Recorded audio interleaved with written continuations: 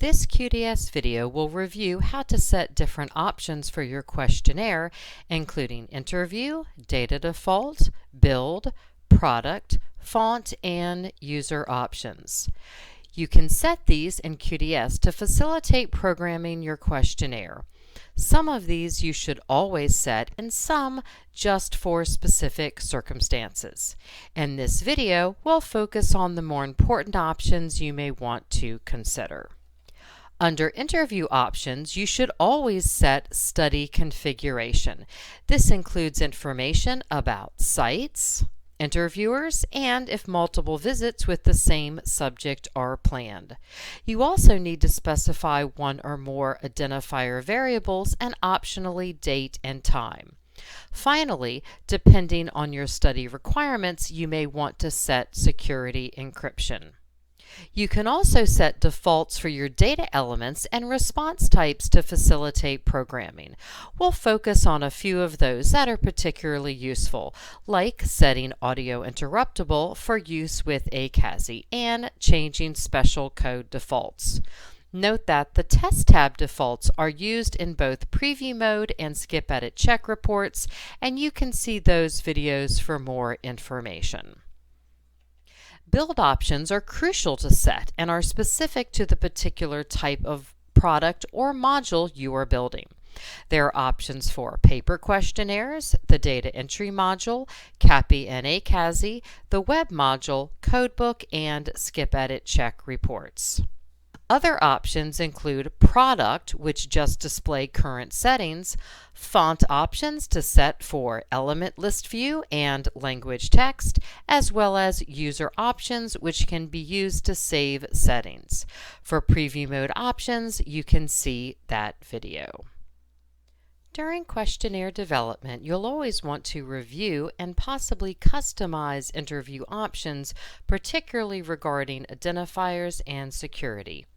In this sample survey, we've set up our identifiers to be subject ID, as well as a site ID since our project will be at multiple sites, and because we are planning multiple interviews with the same subject over time, we have a visit code where we've set up different codes for baseline and follow-up visits. So to set this up, we're going to go to our main menu and then to options, and then the first choice there, which is interview, and this lands us on the study configuration tab. First, you're going to indicate how your interviews will be conducted. The default is by a single interviewer. We're going to change this to at multiple sites, and then we're going to check the bottom box option here, which is multiple interviews with the same subject are planned. This will take into consideration our baseline and follow-up visits. After making these selections, we'll go to the Identifier Variables tab. Note that the fields that are enabled on this tab are dependent upon your selections you just made under Study Configurations. Note that the Site ID box is only enabled because we indicated we're using multiple sites. So here we're going to go ahead and put in our site identifier. This box, Additional ID Variables, is only enabled because we said that multiple interviews with the same subject were planned. We're going to go ahead and add our visit variable there. Note that with these entered, the QDS Warehouse Manager will now use site, subject, and visit to uniquely identify our interviews. QDS assumes that you'll use this variable called subject for your primary ID. You can use a different variable name if you would like. However, if you're going to do that, you need to make sure and remember to change it there as well. For this sample, we are just going to go ahead and use subject. Also, if your study is using an interviewer ID, you can go ahead and add it in that bottom box. On the Date Time Variables tab, you can enter in any calculated variables you're using. Note that this is just for documentation and not required. We'll go ahead and enter our start date, our start time, and our end time calculated variables. Next, we'll go to the applicability tab. It's strongly recommended that you generally leave all of these options checked. Finally, we'll go to the security tab. This is where you'll set security options for your data files. The default option is no encryption, in which data files contain embedded strings of ASCII text for each response. For this example, we're going to switch this to default encryption, that second option there, and this will automatically convert text in the data file to an unreadable format until it's opened in the QDS Warehouse Manager. Note that there are also options for read password and key exchange encryption. Note that when you're using those, there's a reminder down here that if you forget your password, you will not be able to read or modify your data. Finally, looking at the modify password here, note that this is used for preventing unauthorized changes to data in the QDS Warehouse Manager. For more information about security, see our QDS online help. After you've selected your options, go ahead and select OK. Next, on the Options menu are data defaults. For the most part, you can leave the default settings. However, there are a few cases where it's useful to make an update for your particular questionnaire. Note that when you change these settings, it will only change the defaults for elements you have not yet entered in your file. So it's best to set these at the beginning. Note that you can apply some of these settings globally for previously entered elements. However, you do need to be careful depending upon the type of default you're changing. We'll take a look at that in a minute. Note that the first tab that you land on is the Data Elements tab. These options can generally be left at their defaults. However, if you are planning an ACASI survey that will use audio, it's often very useful to have each item be audio interruptible. You can do that by checking that option there. In that way, a response can be entered before the entire audio has completed being read. Next, you'll notice that there are also tabs for most types of responses where you can choose the default setting. For example, under Standard Codes, you'll see that the default codes for yes and no are 1 and 0. For male and female are 1 and 2. For example, on the Numbers tab, you'll see that the default for decimal places is 0, and the allowable range is 0 to 96. In general, you can keep all of these options as they are, but if you know you'll always want to use something different, it's often more efficient to just go ahead and change the defaults here. One tab, however, that it's always a good idea to review is the Special Codes tab. This is where you'll set the numeric values you would like to use by default for don't know, refused, not applicable, and skipped codes, as well as checking the boxes to set whether or not they are allowable by default. For example, if you happen to know that your questions are always going to allow refused, but usually not allow don't know or not applicable, you could go ahead and uncheck those boxes. Of course, you can always change the settings for these on the individual data elements as well. And make sure to see QDS Online Help for more information about how to reference special codes in programming, as well as how to recode them when you're exporting from the Warehouse Manager. Next, note that on the Test tab, this is where you set values for both preview mode and skip edit check reports. See those videos and QDS Online Help for more information about these. After you've set all of your defaults, you can then go to Tools from the main menu and global changes. And this is where you can go ahead and apply some of those types of defaults to your entire survey for elements you may have already entered before setting defaults. You can do this with audio interruptible, which again is very useful for an ACASI survey. However, with something like the special codes, you are going to want to be careful about applying that because it will apply the defaults for all special codes. And don't know, refused, not applicable, and skipped. So just be careful when you are applying global changes. After you've checked any options you want to check, you'll go ahead and select OK, and it will apply those changes to all the elements in your survey.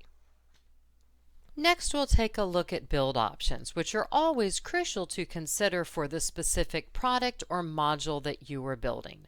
There are a lot of options available, so we're just going to review those that are generally the most useful. As always, for full details, see QDS Online Help. To get to build options, go to Options and then Build from the main menu. Note that these same options are also accessible whenever you build your product or module from the Options button on the Save dialog box. Here, under Select a Build Type, you can expand some types by clicking on the plus symbol. You'll see that these first two types are for Paper Questionnaire Interviewer and Paper Questionnaire Self-Admin. Both of these formats have layout and fonts options. Under Layout for each, you can select orientation, margins, and separation between questions and responses. The only difference between these really are that under Layout for Self-Admin, there's also an option to hide numeric code values in that paper or RTF format questionnaire. See the QDS documentation video for more about how these options are displayed. Next, under Data Entry Type, you can generally leave these at their defaults. However, if you would like to allow a missing value for all non-ID fields, that can be very useful, and you can check that option there. The next two categories are CAPI and ACASI options. These have the same types generally, except ACASI also has a category for audio. And you're also going to notice that some options are only available for either CAPI or ACASI. For example, under CAPI operations, you'll see that there are some grayed out boxes, and these only are applicable for ACASI. For CAPI on the Operations tab, some key options to consider are to support keyboard input, which is checked by default. Next, you very likely will want to check the option for Save Interviews without prompting. Next, you may also want to select the Generate Unique Data File for each interview. When that's checked, each interview is automatically saved and renamed individually into its own file that includes the subject identifiers in the file name. Next, you may want to consider changing the pause between screen. That can be very useful to set for a very small number for testing. Finally, if you are using multiple languages, you may want to check the automatically load default keyboard layout for the associated language, as well as checking the option to format dates, times, and numbers according to the associated language. Next, we'll take a look at the Appearance tab. Here, it's sometimes useful to show question numbers, particularly for review. You can also set the amount of space that's used throughout the interview to use for questions, and also to use for the standard buttons that are on the side. Note that these two particular options, the space for questions and shape of standard buttons, can also be customized on an individual item using format elements. Next, going to the Colors tab, this is where you can change both background and text colors using item foreground and item background and specifying which screen items you would like to change colors for. Next, on the Date and Time tab, you can change the order of the components. The default is year, month, day. Particularly for some languages, you might want to use month, day, year, or day, month, year. And that would apply to any data element, date type items. Next, under Summary Reports, this is where you can specify whether or not you would like those produced. You can opt to do those by checking that Produce Summary Reports box, and it will give you a suggested file name prefix in the box.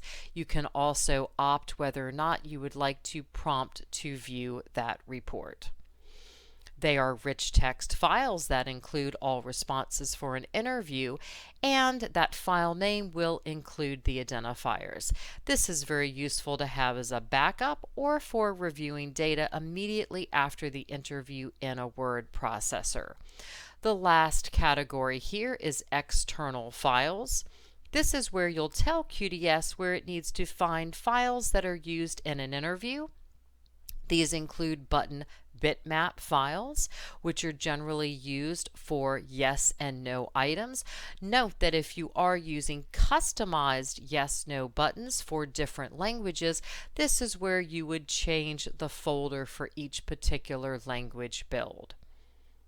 If you are using either image files or linked documents, this is where you would indicate where those files are located, and there are prompts to view each of those types of list files. For all of these, you can see the CAPI video for a little more information about how those options look. Next, taking a look again at ACASI. Again, as we mentioned, these options are fairly similar to CAPI, so we're just going to highlight the different key options. Under Operations, you may want to consider restrict use of refuse to answer. With that checked, the refuse special code button will be invisible on the screen until it's activated by staff with a special mouse key or touch screen combination. You can also opt to hide, disallow special response buttons. Both of these can be very useful in self-administered surveys. ACASI also includes an audio section, as we mentioned. If you are using recorded audio files, you're going to need to make sure that this directory at the top matches the location where the audio files are to be located for every interview computer. These options at the top are checked by default, and this is to include response items in the audio script file, prompt to view the audio script file whenever you build ACASI, and to use text-to-speech if there is no audio file found. Note that if you did not want to use audio at all, you could simply uncheck that option. If you're planning to use one of the AT&T voices that comes with ACASI, you'll need to select it here from the text-to-speech box. You can also plan to use a different CAPI 5 compliant voice. If you do that, you would enter it under the Enter Another Voice box. Also, if you wish for ACASI to read responses, either text-to-speech or recorded voice, you're going to need to check that Read Choices button at the bottom. The next module type under Select a Build Type is Web. For these, you're going to work with your QDS Web Technical Representative to finalize the options.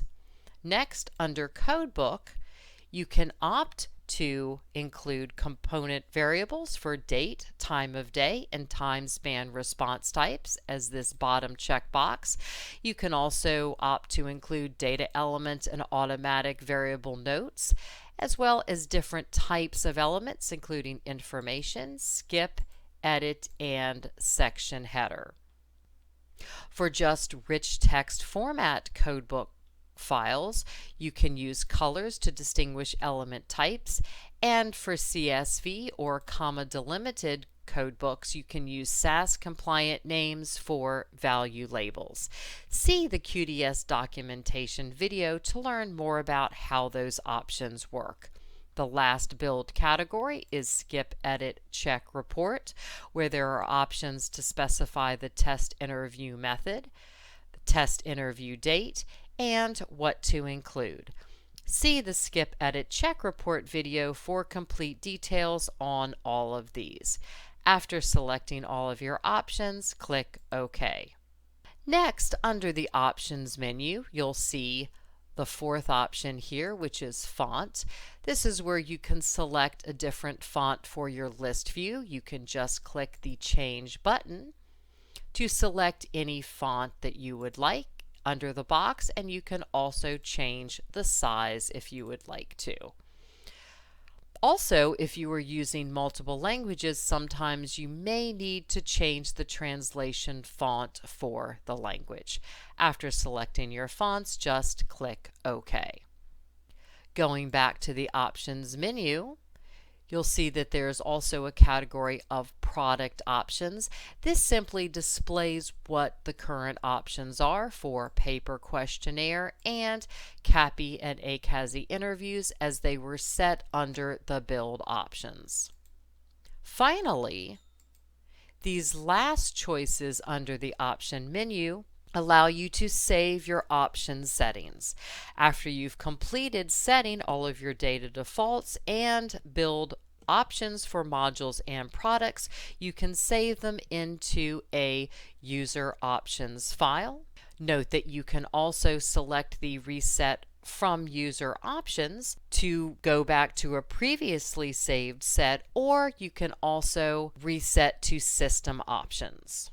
That's all for this video, but to learn more about all the different types of QDS options, see QDS Online Help or other Design Studio videos.